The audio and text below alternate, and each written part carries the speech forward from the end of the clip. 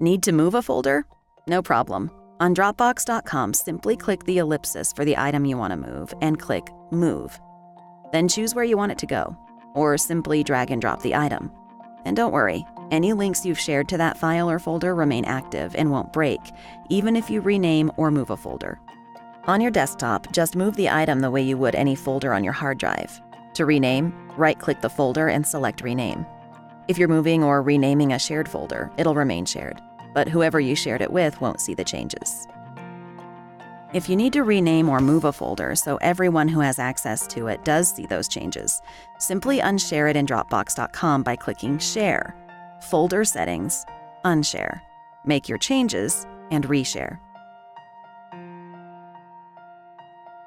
If you're not using a team folder, you can still stay organized and keep track of what's shared with who.